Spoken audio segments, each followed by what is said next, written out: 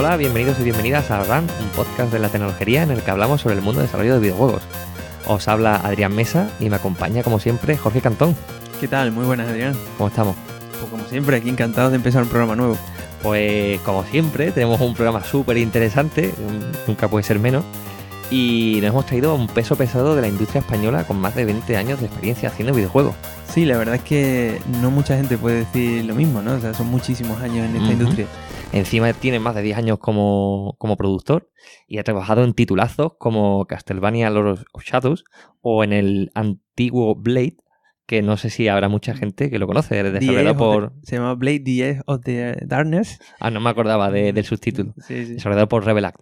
Así que bueno, vamos a ver qué tal, qué cosas nos cuenta sobre producción y sobre desarrollo de videojuegos en España, que tiene muchísimas cosas interesantes por contar, seguro. Pues vamos allá, ¿no? Vamos a ello.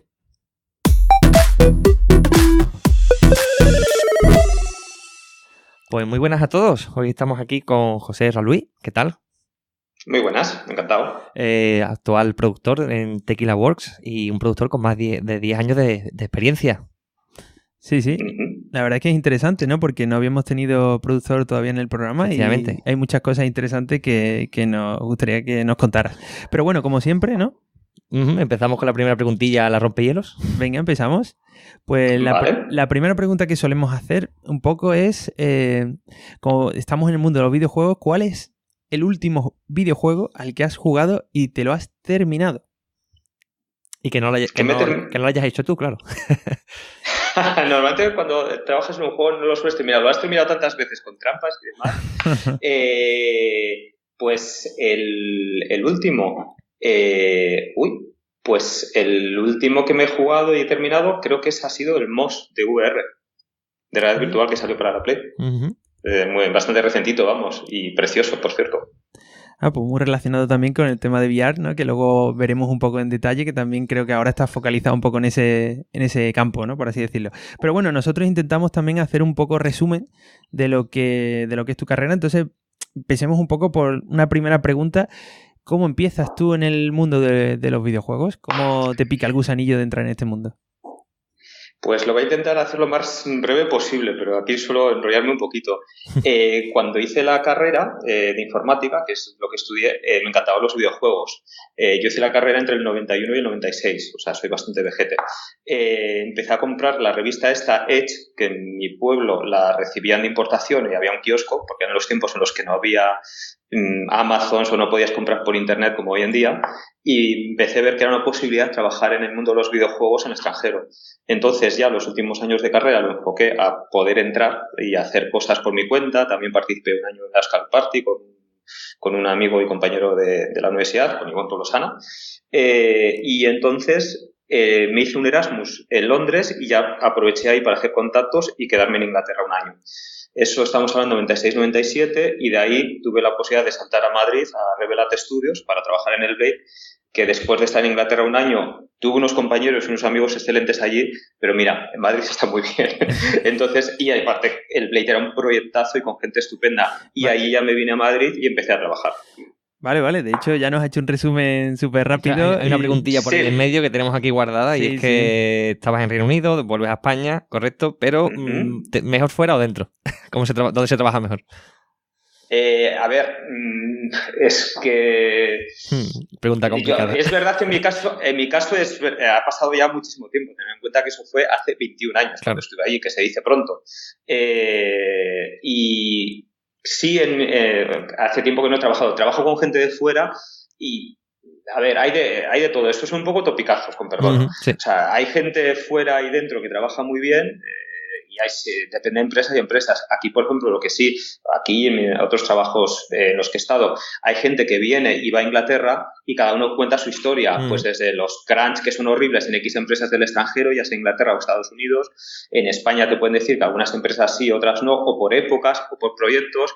Hay de todo. Lo que sí es bueno, yo creo que es muy enriquecedor pasar por fuera, ya sea Inglaterra, Alemania, Estados Unidos, donde fuera, sobre todo porque personalmente enriquece mucho. Por un lado te abre mucho, que también tener buenas dotes de comunicación es bastante bueno, y sobre todo relativizas mucho, o sea, y puedes quedarte con lo bueno de cada sitio.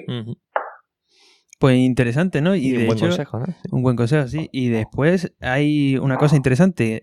Como has dicho, vienes a Revelac Studios, que yo diría que podríamos llamarlo como el Big Bang del mundo de los videojuegos, de las empresas de videojuegos en España, porque de ese estudio viene muchísima gente que hoy día está en diferentes empresas y estudios grandes, ¿no? Sí. del sector de España. Sí, Entonces, sí. nos parece un punto de origen súper interesante, Revelac Studios. Cuéntanos un poco, porque has comentado que en el 96 terminas la carrera y entras, si no me equivoco, en el 97 en Revelac Studios, cuando Revelac Studios solo lleva un año de fundación, que se fundó en el 96. Por ahí. Sí, entonces, sí, ¿cómo de repente, cómo te aparece esa oportunidad? ¿Conoces gente? ¿Haces una entrevista? ¿Cómo aparece la oportunidad de trabajar en Revelac? Pues eso fue cuando terminé el Erasmus en Londres, aproveché y hice algunas entrevistas allí, me quedé ya no en Londres, sino en el sureste de Inglaterra, en una compañía muy pequeña, Chinghill Studios, había gente bastante buena, y entonces lo que hice ahí, seguía comprando la Edge, porque fue, digamos, mi vida laboral de alguna forma ha estado marcado por esta revista, y en no sé qué número, que lo conservo en casa, de la Edge, salía un especial sobre Blade, y venía una preview. Entonces ahí me puse como loco enterándome que era una empresa que estaba en Madrid y empecé a seguirles por internet. Descubrí su página web y vi que tenían un anuncio que estaban buscando programadores y en cuanto pude les eché el currículum. Y vine aquí a Madrid, hice una entrevista, conocí a Ángel Cuñado, que era el programador jefe y uno de los fundadores de Rebel, y bueno, y en cuanto me dijeron vente para aquí, pues me fui de cabeza. O sea, y has dicho que echaste el currículum como programador. ¿De qué te encargaste dentro de este proyecto? ¿Como programador? Pues, a ver, me incorporé a Revelac Studios, perdonad que me ría, en septiembre del 97 para el empujón final de un proyecto que salió en febrero del 2001. A ver, el Blade sí tuvo... o sea, éramos muy jóvenes, inexpertos y muy ambiciosos. Estuvo muy bien porque el producto final nos quedó, creo que muy bien, con la perspectiva que da el tiempo. Los proyectos más recientes igual no soy tan así, pero yo creo que nos quedó muy bien. Pero no éramos los mejores igual planificando. Al principio entré para hacer el porte de la 3DFX, unas tarjetas aceleradoras que eran novedad en aquella época, porque el primer motor del Blade era un motor software. Claro, es que hay que mirarlo en contexto. Y también, como ya se empezó a retrasar, vimos que teníamos más cosas, pues me empecé a hacer cosas, un poco de gameplay. También hice parte a nivel básico, esto, a ver, fue evolucionando mucho, hice parte de la IA, de los rutados de los personajes, que si te veían no se oían, me hacían patrullas. Luego, eventualmente, entró Bob Ives, que hizo ya la IA de combate también, y heredó el resto del código que había hecho, para desgracia suya. Y, o sea, quiero decir, fui tocando muchos sistemas, porque estaba Ángel Cuñado, que era el programador jefe, que hizo, bueno, es el crack de Rebel, que hizo el motor gráfico, hizo el tema de las luces, el tema de la física, que era bestial. Carlos García, que era el segundo programador que entró, y luego yo estaba el tercero. Entonces, luego, según fueron entrando programadores, los programadores que llevamos más tiempo, excepto Ángel, que podía con todo, y puede, pues fuimos pasando algunos subsistemas a nuevos programadores. ¿Vale? Pero entonces, comentas que Ángel hizo el motor completo o lo que es la base del motor completo de Revelac, el que se utilizó para Blade. Sí. O sea, una persona solo. Sí, y era render software. Sí, bueno, luego el render software por el camino se cayó porque ya las máquinas iban evolucionando, empezaron la 3DFX, luego la Voodoo y demás, y luego OpenGL, entonces la TNT y toda aquella época. Entonces, por el camino, digamos que dejamos el render software, se dejó porque no tenía sentido, sobre todo en la medida que el juego se iba retrasando, pues ya no tenía sentido y no podíamos cubrir el esfuerzo en todos los sitios. Pero sí, o sea, es que de Ángel Cuñado solo me oiréis hablar maravillas porque es una mente de las más brillantes con las que he trabajado y creo que nunca trabajaré. O sea, pues me parece increíble porque yo no sé si te acuerdas, Adrián, pero yo recuerdo ver el juego cuando era pequeño y, claro, era alucinante. Era uno de los primeros juegos que tenían sombras en tiempo real.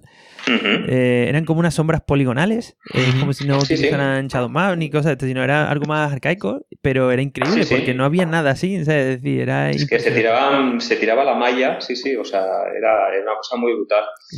Claro, es que luego las técnicas de render fueron cambiando por el tema de los derroteros, las salida del Quake con la doble pasada, la de las texturas y la de los light maps o shadow maps, le puso muy de moda, y la de 2 tarjetas en paralelo, pero claro, se había hecho la tecnología un poco antes, en nuestro caso, pensando que el hardware iba a ser de una determinada forma. Yo me acuerdo, vamos, yo sí me pillé además con la guía oficial, estaba súper motivado porque también en aquella época seguía bastante la prensa española y claro, había como mucho bombo, ¿no? Y efectivamente la iluminación, para mí me explotó la cabeza cuando le di a una banqueta de madera y aquello empezó a rebotar en la pared y al mismo tiempo generaba sombra.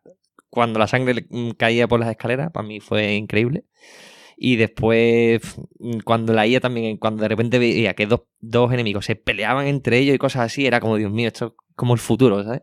Yo no sé cuántas horas le eché aquello, pero... ¡buah! Es verdad, porque había mucho talento en esa empresa, ¿no, José? Sí, hombre, lo que tú comentabas antes. De hecho, esta semana estuve comiendo con Carlos García, otro de los programadores que estaban desde el principio, que es un amigo mío, y estaba comentando qué hubiera sido si Rebel no hubiera, creo que dijimos petado, si hubiera quebrado.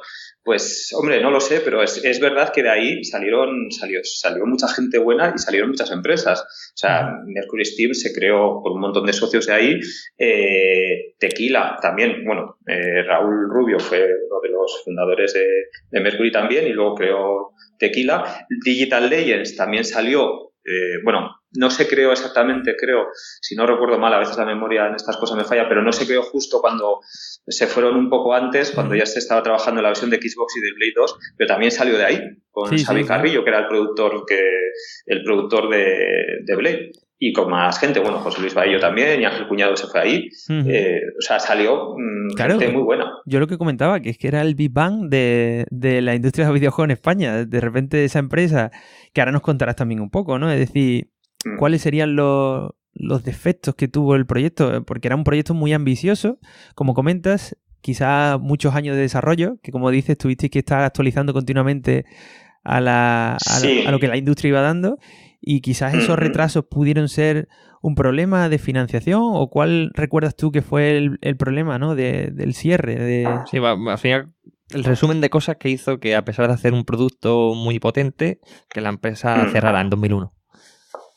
Hombre, ahí esto, no sé si había en Expediente X había un capítulo que es la misma historia contada por Mulder y por Scully, que cada uno veías la mitad de un capítulo como era. Entonces, a cada uno de los que estábamos involucrados de una u otra forma en Revelat, seguro que te contará su historia. Yo os cuento la mía. Y lo que tengo, las partes de información que yo puedo tener. Pues, hombre, a mí me da la sensación, y esto es una opinión mía personal, que igual las expectativas que se tenía del título, que las previsiones de ventas, como diríamos hoy en día, pues eran muy altas, y luego pues no se llegó a tener esas ventas. Luego creo que sí, el juego funcionó poco a poco y se fue manteniendo, pero no llegó quizás a esas cifras que se esperaban. Se comentó, oído por varios sitios, que igual la distribución en Estados Unidos que se hizo no fue de las mejores, en el sentido que al principio teníamos... primero firmamos con Gremlin, pero Gremlin fue absorbido por otra empresa, entonces volvieron los derechos, y si no recuerdo mal se firmó con Codemasters. Codemasters en aquella época en Estados Unidos no tenía una distribución directa, la tenía no subcontratada, pero tenía un acuerdo con Activision. Entonces, para Codemasters, en su cartera de títulos sí cuadrábamos bien, pero en Activision creo que no cuadrábamos exactamente bien, porque tenía un título muy similar. No me acuerdo cuál era. Entonces, parece ser que en Estados Unidos, un país que necesitas mucha inversión en publicidad y en reservar las estanterías, las tiendas, con antelación y demás, al menos en aquella época, igual ahora ya ha cambiado más, pues no se pudo tener esa presencia cuando era un título que sí pudiera haber funcionado estupendamente allí. En cualquier caso, sumando una cosa y otra, al final pues no pudo ser, y pues se cerró, cuando la verdad fue una pena, porque íbamos bastante bien. Se estaba desarrollando el Blade 2 y se estaba haciendo el porte para la Xbox con muchas novedades. Yo estaba en el equipo del porte de la Xbox, y bueno, pues fue una pena, fue un periodo muy triste. A mí, aparte, me hicieron unas circunstancias personales un poco durillas, pero bueno, pues todos movimos página, y como teníamos muchas ganas y mucho empuje y queríamos hacer videojuegos, pues muchos de nosotros hemos ido a la industria 15 años después, vamos. José, ¿qué sería para ti lo más importante que sacaste de esta etapa profesional? Pues una de las etapas más bonitas de mi vida. Aprender mucho, tener grandes compañeros y muchos de ellos amigos. Quizás no les veo tanto como me gustaría por falta de tiempo. Y que si no hubiera sido por eso, seguramente pues mi vida hubiera sido muy distinta. No sé, es que muchísimas cosas. O sea, a mí ese periodo lo recuerdo y sobre todo con el tiempo con muchísimo cariño, pero de una forma muy bonita. De las cosas más bonitas que me pueden gustar por Twitter o por cosas de vez en cuando, o cuando te llega algún correo de gente que todavía te manda un correo de no, es que el Blade me lo jugué el otro día y fue una maravilla en su día y me ha vuelto a encantar. Pues que a veces se te salta la lagrimita viendo su correo. Es Qué decir, guay. joder, pues algo estoy haciendo bien. O sea, no me he equivocado de carrera al hacer esto. Genial. Pues por lo que vemos, además, te quedaste con ganas, ¿no? Y pasaste, bueno, tuviste como una etapa profesional intermedia, ¿no? Que hemos estado viendo, Sí. donde estuviste saltando, ¿no? Entre algunas empresas, Joder, hasta antes ¿habéis hecho los deberes? de llegar a Mercury Steam, ¿no?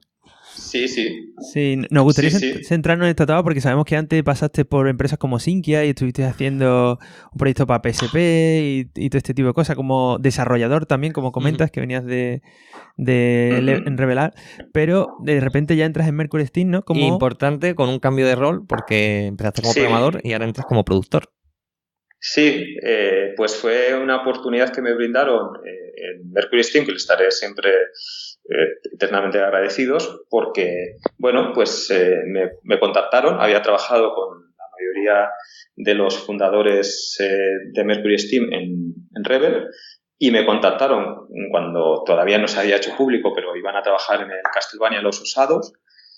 Me dijeron, oye, pues nos encantaría trabajar contigo, no sé qué, vente para hablar, o no sé qué, si se dijo hablar, entrevista o qué, pero bueno.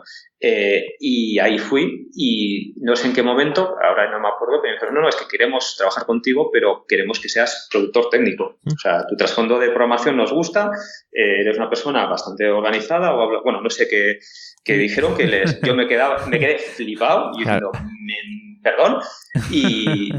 Me costó muchísimo decidirme porque era una responsabilidad brutal, pero es verdad que la oportunidad era única. Entonces, pues me tiré a la piscina, lo evalué antes, o sea, hablé con varias personas que se dedican a temas de gestión, pues hablé, bueno, un familiar mío era un alto directivo, estuve hablando pero bastantes tardes, con Xavi Carrillo también tuve un par de llamadas telefónicas que se las agradezco enormemente, porque yo era bastante crítico con cómo debía ser la producción, yo era muy locuaz en aquellas épocas, y bueno, pues me tiré a la piscina. Pero vamos, que normalmente, de hecho, he tenido alguna charla que he hecho en algún sitio, en algún máster y demás, que hay una de ellas que la titulé Productor por accidente, que es lo que fue en mi caso, vamos. Una cosita que has dicho muy importante, y siempre como hay un carácter didáctico, ¿no? En este podcast para la gente que está empezando a hacer videojuegos ahora o está entrando en la industria, lo que has dicho de investigar cuando te ofrecen un puesto, investigar un poco, pues hablando con la gente, el proyecto, y nosotros personalmente en general, lo que cada vez que hacemos una entrevista en mi equipo, nos interesa mucho la gente que hace preguntas, y preguntas con sentido. O sea, porque ya dice mucho de que esa persona tiene un interés, de que esa persona tiene experiencia, se ve con las preguntas que te hace qué tipo de proyecto o qué tipo de ambiente está buscando. Entonces eso que has dicho me parece bastante interesante y lo recomendaría para los oyentes si buscan trabajo. Sí, la verdad es que sí. Y bueno, y también por hacer también una parte también didáctica, quizás, ya te digo, en el programa RAN es la primera vez que tenemos a un productor que ha ejercido como tal. Jesús, qué responsabilidad. Y entonces nos gustaría primero eso, que explicaras un poco en qué consiste, ¿no? el trabajo de un productor. Pues hay miles de definiciones. Eres la bisagra que hace que todo funcione, eres la persona que hace que las cosas ocurran, estás ahí para avisar, para intentar solucionar los problemas antes de que ocurran, para vigilar presupuestos, eres muchas cosas y ninguna a la vez, porque tampoco no eres un jefe directo, o sí, en cierta forma, yo diría más bien que no. Si lo tendría que reducir en una palabra de las definiciones que dicen, eres un facilitador.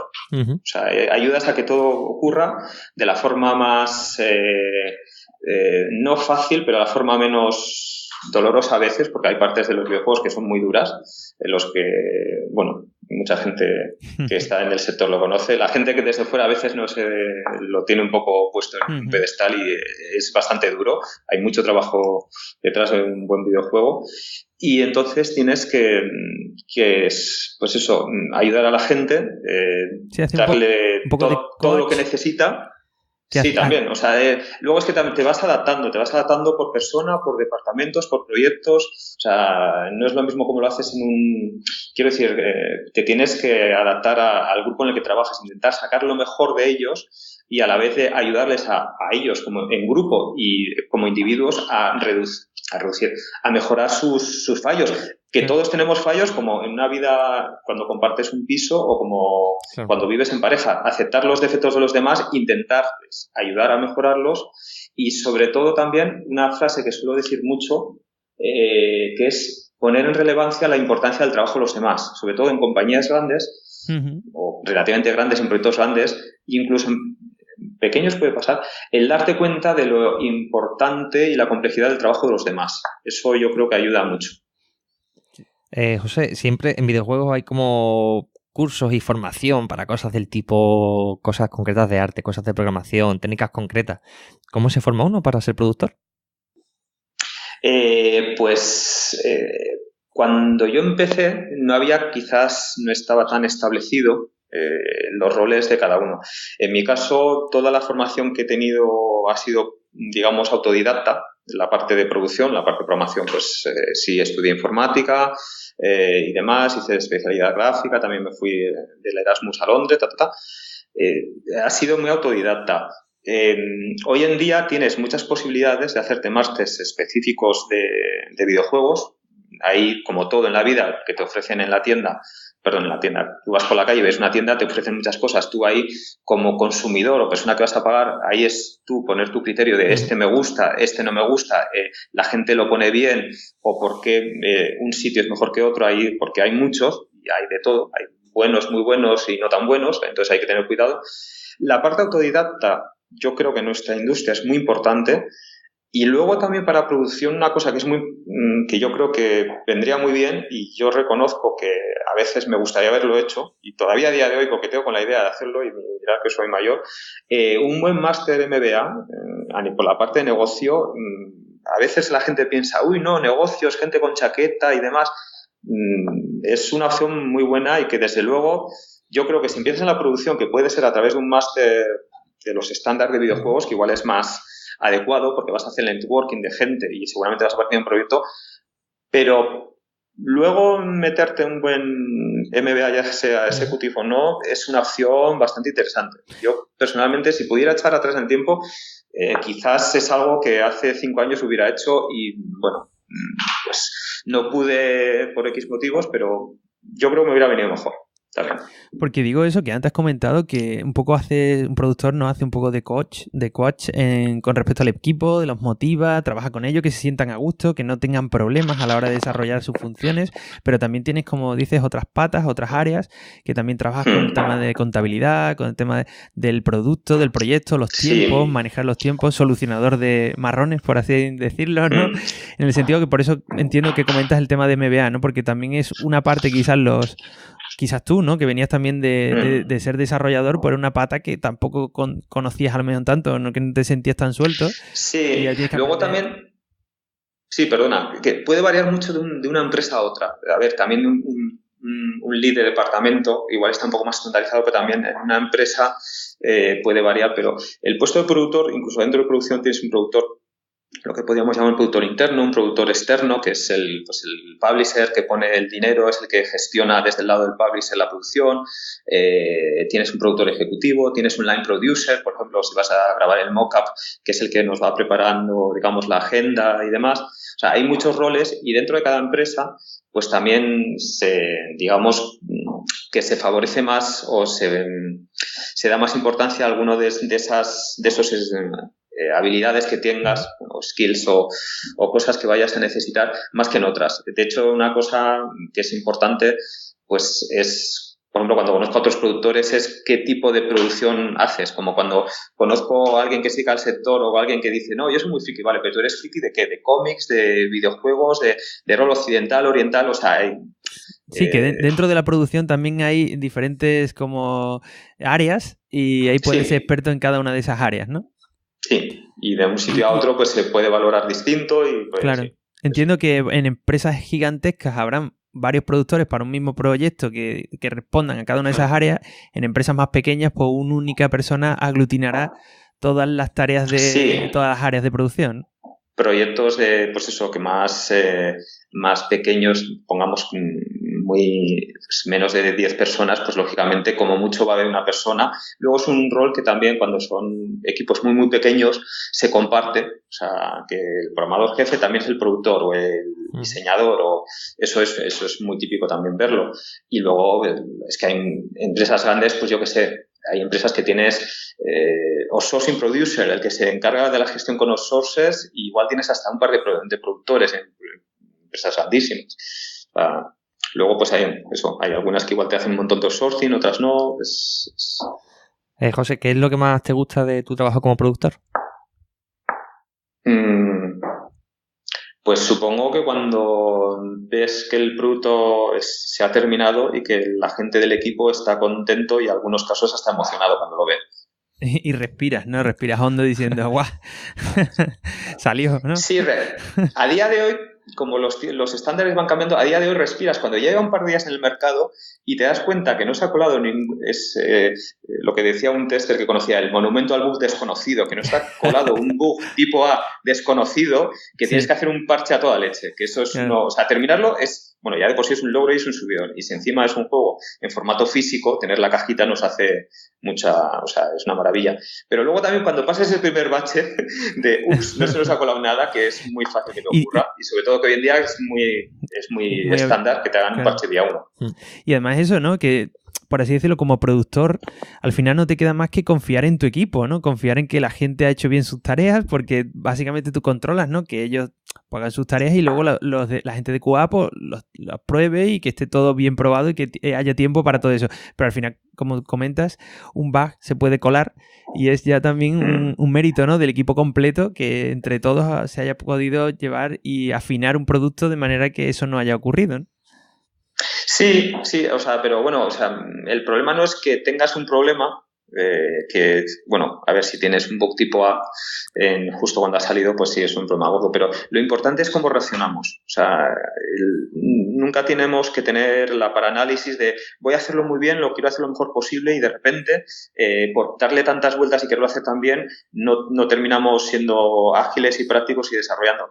Lo importante es cuando hay un problema, y sobre todo eso, bueno, cada vez me doy más cuenta, es cómo reaccionamos frente a cualquier tipo de cosa. O sea, no es el planning que esperábamos a nivel de tiempos en un departamento. No, estas herramientas de outsourcing no han funcionado como esperábamos. Vale, ¿qué alternativas tenemos? Vamos a pensar. Como productor intentas minimizar siempre los riesgos, lógicamente. Te haces una hoja de riesgos, ver qué mitigaciones puedes tener, alternativas, vas palpando con los leads y con el resto del equipo qué tal la gente siempre decimos muchas cosas, tenemos el discurso que hacemos y el discurso latente. O sea, hay veces es muy importante lo que no decimos también. Entonces, el recolectar esa información del equipo es fundamental. Como productor también creo que es muy importante oír mucho al equipo. Siempre hay que poner un punto de mesura, hay que explicar por qué, porque claro, hay gente que igual te dicen cosas así, vale, idealmente podría ser así, pero hay que ser prácticos y como tú dices, pues igual cuesta el doble y con este pequeño truco tiene este pequeño defecto que tú dices, pues que cuesta la mitad. Claro. Con lo cual, aunque metamos un poco la pata, es muchísimo más práctico, porque vamos a sacarle más rentabilidad. Claro. Pero eso se gana con la comunicación, o sea, es lo que comentaba antes, poner la relevancia del trabajo de unos de otros, incluyendo producción. Y en este aspecto también, hoy día, ¿no? El mercado de los videojuegos es un poco muy exigente, podríamos decirlo, ¿no? La gente continuamente sale en videojuegos y quieren que cada vez haya juegos y que además estén mejor hechos y que no tengan fallos. Entonces, claro, como tú comentas, hay veces que no puedes evitar un bug de tipo A, no eso, ¿cómo dices? ¿Cómo reaccionas? Porque también muchas veces hemos encontrado casos, ¿no? En la industria que quizás una empresa hace un comunicado oficial sobre un tema que no gusta nada y entonces ya no es el propio bug, sino también la que le cae por el comunicado que ha hecho, ¿no? Sí, por cómo han reaccionado ante ese bug, sí. Claro, ¿cómo lleváis vosotros el hecho de la presión, no solo de vuestros tiempos y vuestras cosas cuando tienes un bug, sino también la presión que hace la gente? Porque la gente hace presión en Twitter, hace presión en los foros, hace presión tal, de hablando de este juego, no te lo compres porque tiene tantos bugs, porque tal. ¿Cómo se lleva eso? Hombre, a día de hoy lo que es la comunidad online la tienes que tener muy presente, o sea, para todo. O sea, no es como hace 10 años o así, pues que sí podías echar un vistazo, pero las empresas no teníamos tan a menudo community managers y demás. Es una cosa, los tiempos cambian y eso es una de las cosas. Tienes que escucharles, desde luego, y eso es un acto de humildad a veces pues difícil porque puede ser duro en algunos casos. Luego también hay que poner el punto de mesura, que a veces Internet, dependiendo en qué tipo de foros o no, pues que la gente no quiere, bueno, sí, puede haber un poco troll, pero eso, bueno, lo ves en el tono del mensaje. O sea, si está argumentado y con coherencia, tú ves si detrás hay un comentario constructivo que es interesante, y si simplemente es me quejo porque me quejo, vale, pues... Sí, lo malo es tener que leértelos todos, ¿no? Para poder saber cuál es el bueno y cuál es el malo. Pero por eso cada vez existe más presente el rol de community manager. Pero bueno, son cosas que van cambiando los tiempos. Por ejemplo, antiguamente no teníamos la posibilidad de sacar los juegos en digital. Yo insisto, tener la copia física a mí me hace muchísima ilusión. Pero el poder distribuir digitalmente a través del Live o a través de la Store de PlayStation o en Steam es una maravilla. O sea, antes, hace 20 años, no se podía tener esa opción, tenías que ir por la vía física y eso te ponía unas limitaciones y unas restricciones de ir a través de los publishers, que era muy difícil llegar al mercado. Ahora, pues, tenemos esta otra vía gracias a Internet, entonces, globalmente es una maravilla. Y, José, ¿qué sería lo que menos te gusta hacer como tarea de producción, ¿no? Siempre está lo que más te gusta y lo que menos te gusta, ¿no? Lo más tedioso, lo que tú digas, no me divierte nada siempre que tengo que hacer esta tarea. Lavar los platos, no sé, algo así, pero en producción. Sí, supongo en mi caso lo que más pereza me suele dar, pero que es un mal necesario, es el escribir las notas de las reuniones. Pero bueno, cuando tienes una reunión importante, sobre todo con gente de fuera, ya sea que a ti te pagan o que tú les pagas como puntos de control, pues es muy importante que generes las notas de esa reunión sin barrer, siendo muy justo, sin barrer para casa. O sea, quiero decir, ahí tampoco no puedes abusar de intentar colar cosas. Entonces es un trabajo que lo tienes que hacer con mucho cuidado, porque en algunos casos puede ser muy, muy importante y puede determinar muchas de tus futuras decisiones. Y eso es una labor un poco tediosa durante las reuniones. Con el tiempo le voy cogiendo bastante práctica, pero bueno. Y luego eso, por ejemplo, en algunas empresas, o dependiendo del tipo de funcionamiento o el tipo de organigrama, con empresas externas, pues igual no se utiliza mucho. En algunas empresas no se suele utilizar. Pero bueno, eso me da bastante pereza. José, vamos a hablar un poquito de Castlevania. ¿Qué pensaste cuando te dijeron que ibas a hacer un Castlevania? Pues cuando me lo propusieron, que era en lote con entrevistas, el mayor problema que tuve era pensar si estaba a la altura del reto. Claro, porque era una oportunidad muy gorda, pero una gran responsabilidad. Y eso es lo que a mí me hizo tomarme el tiempo para decidirme, ¿no? No que no quisiera, que me parece una pasada, sino simplemente, oye, quiero estar a la altura, no quiero fastidiarla para que este proyectazo salga adelante con esta gente tan buena y que yo creo que puedo aportar y ayudar de verdad. Sí, y además comentabas antes que nunca habías hecho el rol de productor antes, entonces de repente pues tienes que, venga, me hago productor, me entiendo a formar, a leer cosas de qué tengo que hacer y cómo llevar esto de la mejor forma posible, ¿no? Hombre, sí es verdad que en trabajos anteriores, en Zinkia y también en la empresa donde estuve anterior, que un pequeño periodo que no estuve de videojuegos durante 1 año y medio o así, ahí pues estaba un poco de jefe de departamento y digamos que cada vez programaba menos y cada vez iba a más reuniones, organizaba más a otros programadores o otros departamentos. Entonces ahí, digamos, que hubo una especie de pequeña transición. Vale. Que no fue tan brusco, ¿no? Por así decirlo. Sí, hombre, si no hubiera sido un cambio muy radical, o sea, ya había salido de mi ordenador. Claro, pero tú vienes de hacer, como comentas, dirigir algunos grupos y algunas cosas para juegos como el de Zinkia, ¿no? Como el juego este de Play Chapas, pero de repente un Castlevania, pues un juego de larga duración, Production, ¿no? Que tiene una planificación de más de 2 años. ¿Cómo, no? ¿Cómo es el desarrollo de un juego de 2 años? Porque ¿qué? ¿Lo planificas al principio? ¿Tienes que hacer toda la planificación de esos 2 años? ¿Se va planificando sobre la marcha? ¿Cómo sería la planificación de un proyecto tan largo? Uf, qué pregunta más amplia. Pues desmenuzando muy bien con los leads de los departamentos, siendo muy realista, adaptándote mucho a los plannings, yendo muchos puntos de control, no haciendo, pues por ejemplo, como hacíamos en Rebel en su día, que hacíamos, pues dentro de 6 meses tenemos tal demo, y no hacíamos el concepto de sprint, no lo teníamos, ni de milestone, de pues cada mes y medio vamos a tener tal, o cada mes, o cada 2 semanas vamos a tener estas características, o si un programador te dice una tarea va a tardar 3 semanas, no desmenuzarlas en tareas más pequeñas porque siempre te das cuenta el día anterior de que necesitas 2 semanas extras mínimo. Claro. Que todo ese tipo de cosas, pues con mucho sentido común, con mucho trabajo y con mucho ilusión, tracking, ¿no? Mucha review y mucha ilusión. Hombre, a ver, el subidón sí. Ahora igual puede sonar hasta medianamente creíble que se hizo, pero es en el 2007 que te plantearas esa cosa es como, bueno, es que que no, no os puedo explicar. Era una gran oportunidad, lo que claro. suponía en aquella época decir que es que esto, o sea, lo podemos desarrollar aquí en España. Joder. Porque, claro, el primer Castlevania, además, al menos en lo que la información que sale hacia afuera, se desarrolla entre 3 empresas. ¿O no fue así? Parece que Kojima Production estaba en la primera, estaba otra empresa más que no recuerdo y estaba Mercury Steam. ¿No fue así? Es un proyecto era un proyecto de Konami que nos ayudó en la producción Kojima del primer título y nada más. Sí, bueno, yo creo que... Estoy intentando hacer memoria. No, Jorge, yo creo que bueno, sí se refería a eso. Somos 3 empresas. Que al final es como Mercury, ¿vale? Konami, ok, y el sellito de Kojima Productions, que vale, al final por eso son como 3... Vale, sí. ¿Qué tal fue es que para mí Konami Kojima era una... Sí, es que es un poco... el mismo ente, digamos. Es verdad que es un poco raro porque siempre le ha gustado a Kojima poner su sellito y bueno... Sí, pero digamos que en mi cabeza o a nivel de producción era casi la misma entidad, digamos. Entonces, el juego se hizo íntegramente aquí. Sí. El primero, ¿eh? Sí, Estamos hablando del primero.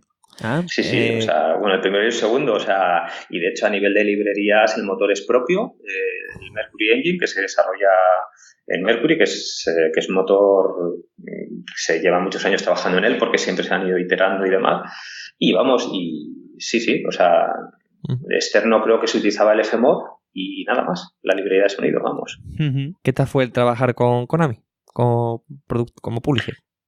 Bien, la verdad es que bastante bien. O sea, yo cuando trabajas con publishers gordos, sobre todo si la propiedad intelectual son de ellos, suelen tener un control muy férreo y hay veces en el que de repente pues te pasan la típica ronda de feedback de un listado gigante de cambios y demás, y visto con perspectiva, insisto, esto es mi punto de vista, igual hay otras personas que dicen demás, pero yo creo que todas las cosas que tuvimos que ir cambiando, sí hubo bastantes cosillas pequeñas, pero no es de repente ahora queremos cambiar la historia brutalmente o queremos estos mapas que transcurran en el otro lado del planeta o en otro planeta o lo que fuera. No fue, o sea,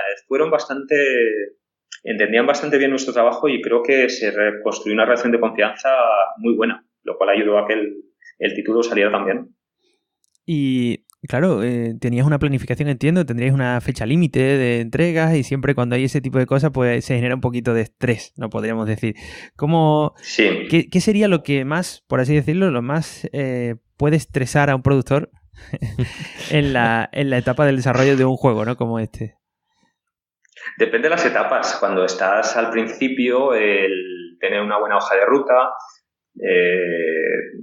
al final, o sea, yo estoy especialmente obsesionado intentando que los crunch sean lo más suaves posibles, o sea, esas temporadas de muchas horas, en el sentido que no puedes crear industria si no tratas bien a la gente que trabaja contigo. O sea, si contratas a gente inteligente, tienes que tratarles como gente inteligente y somos gente que cada vez somos más mayores, hay familias, hay matrimonios y entonces pues tenemos que hacer un trabajo cada vez más que puedas compaginar más con tu vida privada.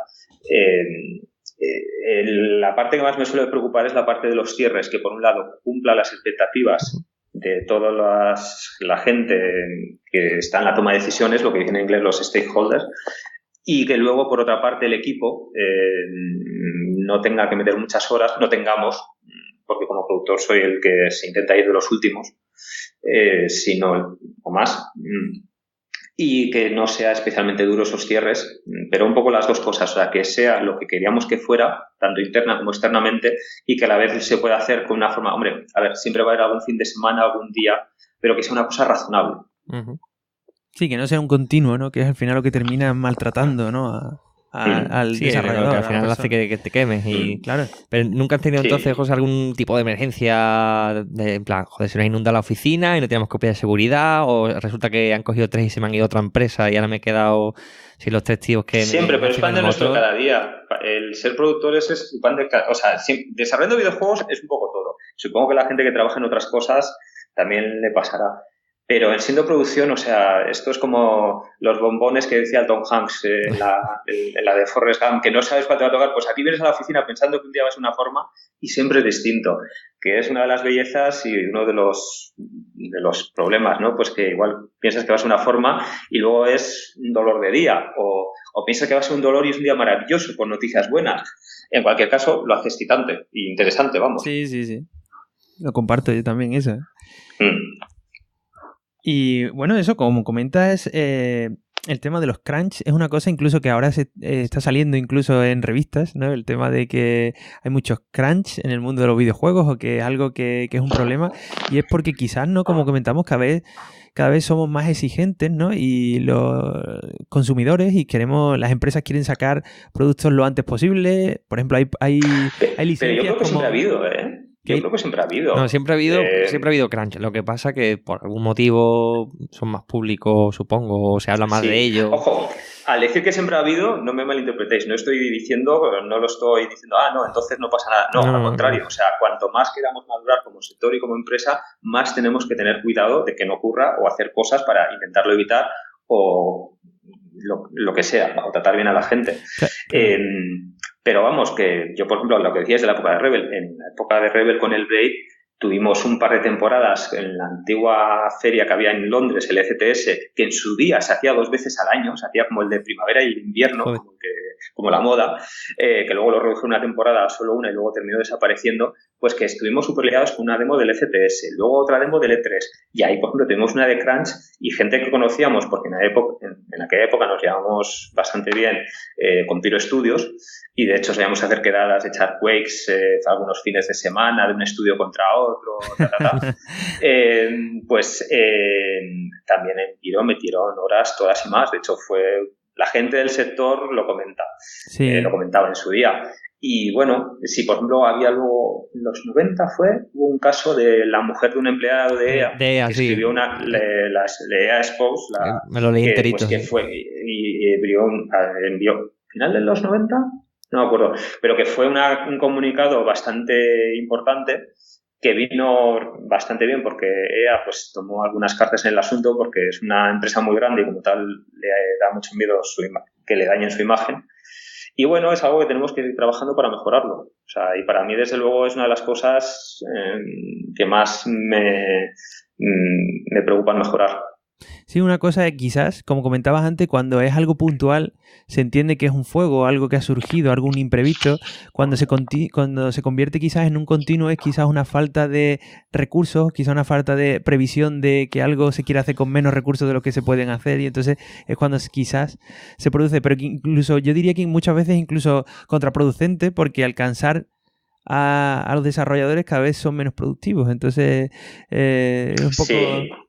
Y eso sí que está demostrado, vamos, que no es una cosa que se invente, que hay, me acuerdo que me leí un artículo famosísimo sobre que se ha hablado varias veces, que cuando se habla de crunch, se habla de este artículo que hizo el ejército americano, que estudiaba la fatiga de los soldados en la toma de decisiones y la concentración a medida que los iba estresando y que le iba exponiendo a jornadas más largas de intensidad y de trabajo. Y era brutal, llegaba a un extremo donde al principio de cuando empezaban la maniobra le decían una orden de atacar un hospital infantil o algo así, y al final los soldados tal decían, oye, mira, consideramos que no queremos atacar, tal. 4 días después, con privación de sueño, con muchísima intensidad, maniobra, le volvían a dar la misma orden y la atacaban directamente. No pensaban, era, vale, para adelante. No, y eso pasa muchas veces en la oficina, cuando estás programando, cuando estás haciendo algo creativo, que ya no piensas, ya es lo que me diga, yo lo hago, yo estoy cansado, y eso no favorece un trabajo creativo nunca. Sí. A mí me ha pasado con algunos cierres de decir, bueno, cuando era yo con trabajo mío, de decir, bueno, me quedo a hacer no sé qué, no sé cuántos porque tengo que entregarlo ya para mañana, y decir, me voy para casa porque se me están cerrando o sea, porque no estoy rindiendo, o sea, llevo media hora que he hecho como si hubieran 5 minutos, la vengo media hora antes e intento sacarlo, pero vamos, sí, eso no me tienes que convencer de ello. Y bueno, de la etapa de Mercury Steam, creo que estuviste 8 años o así en Mercury Steam, los dos Castlevania, sí, que casi fueron 9. Casi 9, efectivamente, es una de las etapas más largas, ¿no?, de tu carrera profesional. Sí. ¿Qué es lo que dirías que sacaste más interesante de esta etapa profesional? Pues el trabajar con grandes profesionales y los buenos momentos que compartí con ellos. Fue el lograr hitos que yo pensaba que nunca hubiéramos logrado en plural como colectivo, porque uno solo en esto es un trabajo en equipo, claramente. Creo que yo contribuí con mi granito de arena, si no me hubieran aguantado tanto tiempo. Y fueron lograr, sobre todo, llegar a puntos y hitos que pensabas que eran imposible. Con el Blade rompimos un hito, llegamos a una cosa que nosotros no pensábamos que podíamos llegar. Sobre todo con el primer Castlevania llegamos a otro punto que pensamos que era casi imposible, y eso yo creo que es una cosa que es muy bonita y muy emotiva. Bueno, José, nos acercamos más a la actualidad, ¿no? En 2016 entras en Tequila Works y nos interesaría saber, pues, cómo entraste en Tequila. Pues llevaba bastante, digamos que llevaba un cierto cansancio acumulado, y tuve un par de noticias personales bastante difíciles, una pérdida familiar muy fuerte y alguna otra cosilla. Digamos que ahí estuve pensando incluso en dejar el sector de los videojuegos. De hecho, tuve largas conversaciones ahí en Mercury de que estaba muy cansado y que quería quizás cambiar de aires. Pero curiosamente, a la par, pues habían empezado a ver lo que era la realidad virtual y demás, y en Tequila habían empezado un proyecto, el Visual Hours, que en realidad no era un juego, o sea, porque yo me fui de Mercury pensando en que voy a dejar los videojuegos una temporada, voy a coger perspectiva para coger fuerzas y luego seguir en esto. Uh-huh. Entonces, pues me enteré que estaban haciendo aquí este juego de realidad virtual, que no era un juego, que era realidad virtual, que me volvía loco, y entonces, pues digamos que me pasó en cierta forma lo que me pasó con el primer Los Osado, que es una oferta que no podía rechazar, o sea, porque tenía todo lo que me podía apetecer. Es verdad que en el mundo perfecto me hubiera gustado descansar una temporada, porque estaba física y psicológicamente muy cansado, pero bueno, pues es que era una de esas oportunidades que dices, es que no sé si digo que no voy a tener una oportunidad tan interesante. De hecho, de poco después o por aquella época, exactamente, hace 2 años, pues empecé a jugar a VR, a realidad virtual, y prácticamente no he jugado a otra cosa. Me parece un medio que me parece flipante. O sea, desde los 90, cuando vi El cortador de césped, que ahora mismo la vuelvo a ver, es una película que es bastante mala, pues era como, esto quiero vivirlo. O sea, y vamos, a mí es que no concibo a corto plazo trabajar en un medio que no sea así. Ya. Además, algunos compañeros, ¿no? Como has comentado antes, ya los conocían, ¿no? De Revelar, porque creo que Raúl Rubio también estuvo en Revelar. No sé si fue compañero tuyo allí. Sí, coincidimos ahí, por supuesto. Y luego, gente, este es un sector bastante pequeño, entonces gente que llevemos más de 5 o 10 años, o sea, yo es que llevo ya la friolera de 21 años, que ya, Dios mío, soy hasta un dinosaurio de esto.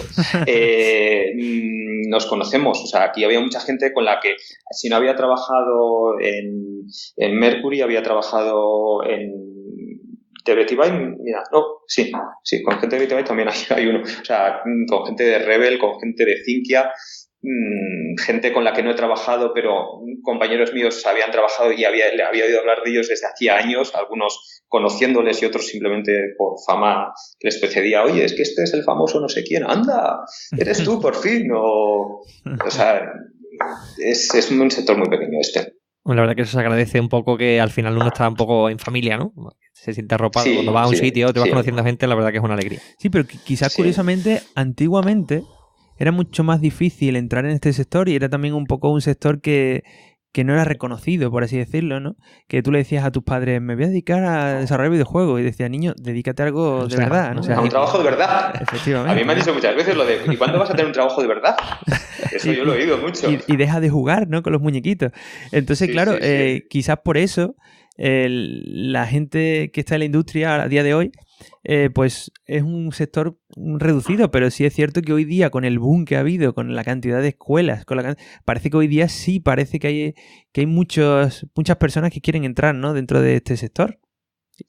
Hay muchas personas que quieren entrar y hay más puestos de trabajo que antes. Es verdad que igual, o iremos viendo dentro de un par de años, si tenemos capacidad de absorber toda la gente que sale de tantos máster y de tantos sitios, pero bueno, es como todo, ley de oferta y la demanda. Entonces, pues igual, o por temporadas, ¿no? Que igual una carrera se cotiza mucho durante una temporada de ingeniero de teleco, se cogen muchos y luego se cogen menos, pues a ver, pero es verdad que va creciendo, quizás no de la forma que nos gustaría, porque cuanto más grande sea esta industria y más empresas haya, más establecida será y será mejor para todos, que por eso tenemos que trabajar en equipos, todas las empresas que estamos en el sector y sobre todo en España.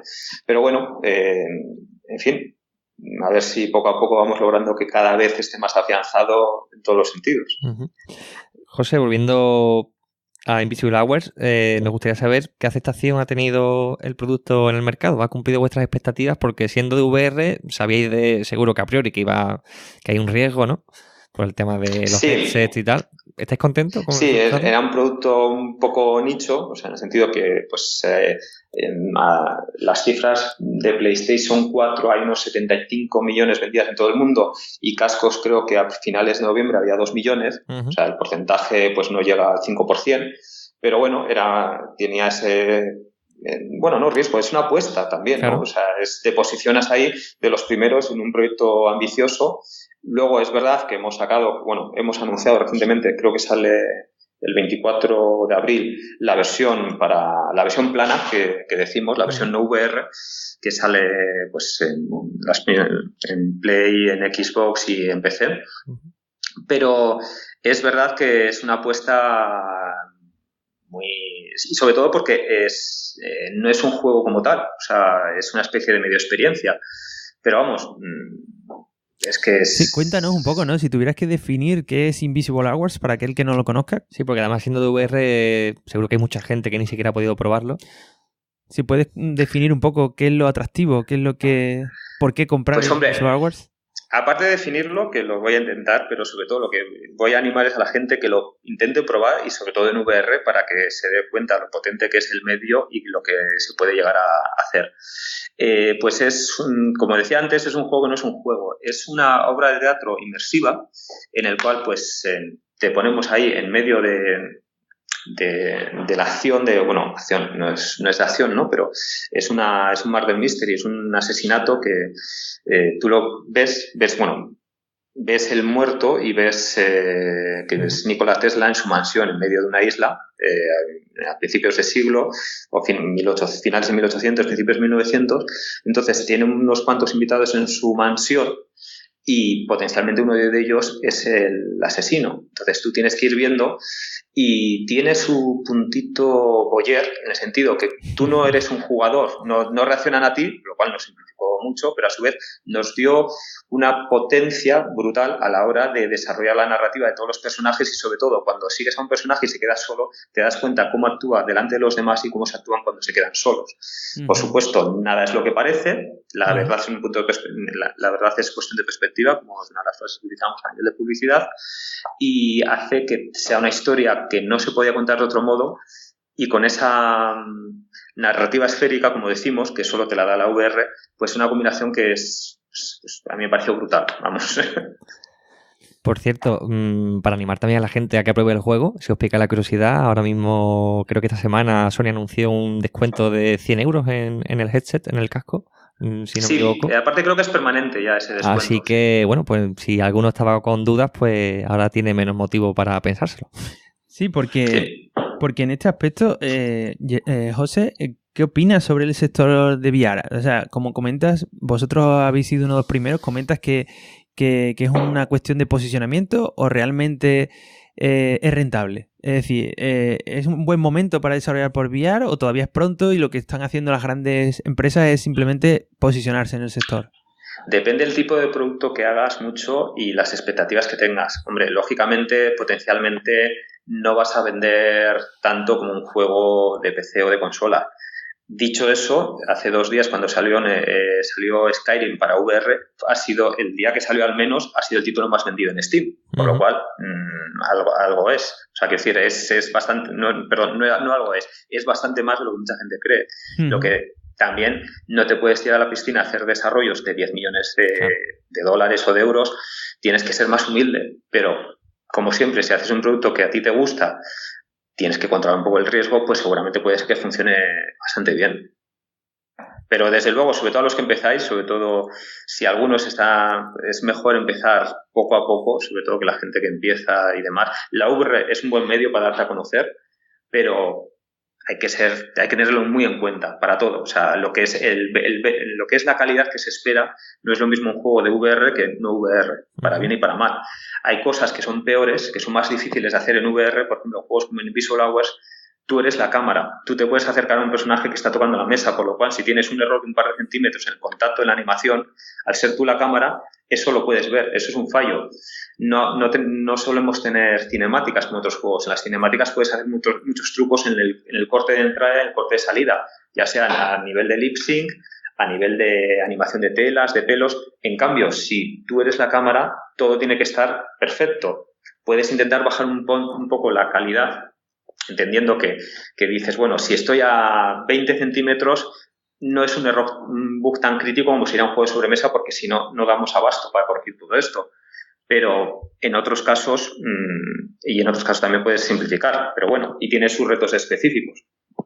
Vale, entonces, para pequeños estudios que se estén planteando el hecho, ¿no? De decir, pues, ¿por qué no? Voy a probar a desarrollar para VR. ¿Recomendarías a pequeños estudios que se posicionen? Es decir, que prueben con el VR, como comentas, quizá con un proyecto menos ambicioso, pero claro, para un estudio pequeño es al menos su proyecto no es ambicioso. Entonces dice, ¿es un buen sector ahora mismo o todavía es pronto? Hombre, la ambición yo no creo que es solo cuestión de dinero, ¿eh? O sea, quiero decir, puedes tener grandes ideas y las puedes pero plasmar. como comentabas antes, pues al menos vas a hacer un juego de 15 horas para VR porque el coste va a ser muy alto en desarrollo. Vas a hacer un juego que dure pues menos, que dure al menos 2-3 horas y puede ser una experiencia interesante de cara a tal. Pero no sé si comentar en ese aspecto, también en el sentido de la rentabilidad, que nos contaras un poco cuál de todas las plataformas de VR, ¿no? que existen hoy día, están las HTC de Steam, las Oculus, las PlayStation VR, incluso está el VR para mobile, ¿no? ¿Cuál sería el mejor foco ahora mismo, el que está funcionando mejor según tu punto de vista? Hombre, tienes un punto de entrada muy importante ahí que no tenemos en cuenta. Desarrollar para VR, tanto en Rift como en Vive o Windows Mixed Reality o otros similares, es más fácil, pero lo bueno de la Play, siendo la plataforma que a priori a nivel de características de potencia es la menos potente, eso es algo objetivo, con la resolución y demás características, es la menos potente. Pero el desarrollar para las Play VR tienes la ventaja de ese corte, que es el conseguir algunos kits, que tampoco no es una cosa tan inalcanzable, los kits de desarrollos con Sony, te requiere una cierta trabajo con ellos porque no se los venden a cualquiera, pero es verdad que no todo el mundo desarrolla, por lo cual no hay tanto sobreoferta de juegos que hay como suele pasar en Steam. Es un tema también bastante de moda, bastante hablado últimamente. Los últimos 2 años en Steam han salido más juegos que en toda la vida de existencia, que ya son unos cuantos. Yo no obviaría, si desarrollas un juego para VR, intentarlo sacar para Play VR, a pesar de que es técnicamente es un reto importante. Tienes que ser muy cuidadoso, pero es algo que no lo obviaría. Y si se piensa, lo pensaría claramente desde el principio. Porque es una plataforma que tiene muchos cascos y no tiene tantos títulos. Entonces eso, a priori, parece ser que es una dificultad, pero luego igual económicamente te puede ayudar. Y sobre si desarrolla un juego de VR o no, a ver, aquí no te va a hablar tanto el productor o voy a comentar el gamer que hay en mí. O sea, a ver, si trabajamos en esto, intenta trabajar en los juegos que te gustan. No digo que hagas solo el juego que a ti te gusta y que lo hagas en tu oficina, ya no digo en tu garaje o así, y que te olvides de todo, porque hoy en día tienes que planificar tener un tráiler, que el tráiler sea interesante desde los primeros 4 segundos. Olvídate de los logos del principio, si los pones, ponlos súper rápido y déjalos para el final. O sea, todas esas cosas que hoy en día te exige el mercado, que no lo olvides, pero que sea algo en lo que tú creas. Porque si no, pues aparte de no ser ya tan divertido, pues joder, seguramente no vas a sacar tanto brillo, digamos. Vale. Y bueno, un poco ya pensando en el futuro, ¿no? Sí, queremos aprovecharnos un poco de que tienes muchos años de experiencia y tienes una perspectiva muy buena del panorama nacional, ¿no? En España, pues que nos dieras así un corte, ¿no? Una visión de cómo crees que está actualmente la industria de videojuegos en España y cuál piensas tú que sería el siguiente paso para madurar como industria. Pues yo creo que la industria está en un momento muy bueno y para madurar, pues tenemos que apoyarnos más los unos a los otros, creo, que todavía es un poco asignatura pendiente, tanto a nivel de empresa como a nivel de profesionales, y sobre todo intentar ayudar los que tenemos más experiencia, a la gente que está empezando, intentarle ayudar a que empiecen a ayudarles a ser realistas. Aquí hay una cosa que me encanta, en casi todas las empresas la gente nos movemos mucho en eventos, entonces el ayudar a la gente que está empezando a ser realistas, a que logren terminar sus primeros títulos y que logren crear los gérmenes de nuevas empresas. De la misma forma que cuando se hundió Rebel o se cerró, pues salieron muchas empresas, pues lograr que vayan saliendo pequeños estudios que luego vayan creciendo o que directamente sean un poco grandes para tener una red y un tejido industrial de industria de videojuegos de verdad. O sea, y eso creo que es una responsabilidad de todos los que estamos en esta industria en España. Genial, pues cogemos, ¿no? el consejo, yo creo que de acuerdo. Sería genial, ¿no? Y bueno, pues no sé si Adrián, ¿tú tienes alguna cosilla más? Yo la verdad que creo que no se me queda nada en el tintero, así repasando. No, la verdad es que no. Vale, bueno, pues José, ¿qué tal lo has pasado? Bien. ¿Te ha gustado? Bien, no sé qué tal lo he hecho. Sí. Interesante. No sé si he metido la pata en alguna pregunta, pero bueno. Y bueno, pues en principio aquí vamos a despedir el programa de hoy, ¿no, Adrián? Sí, vamos a despedir a los oyentes, pero antes, como siempre, vamos a recordar un poquito cómo se pueden poner en contacto con nosotros. No os olvidéis que tenemos el sitio web tecnologería.com, que podéis buscarnos en Facebook y en Twitter como Tecnologería, y nos podéis escuchar tanto en iTunes como en Typewriter y en ebooks. Si queréis mandarnos un correíto, tenéis el correo hola@tecnologería.com. Y además, este capítulo creo que vais a poder escucharlo en YouTube. Sí, así que un nuevo medio. Yo creo que con eso cumplimos todos los medios posibles para que no tengáis ninguna excusa de que os quedéis sin escucharnos. Y poco más. Muy bien. Pues nada más, José, pues un saludo. Venga, y hasta un saludo y muchas gracias. Venga, hasta la próxima.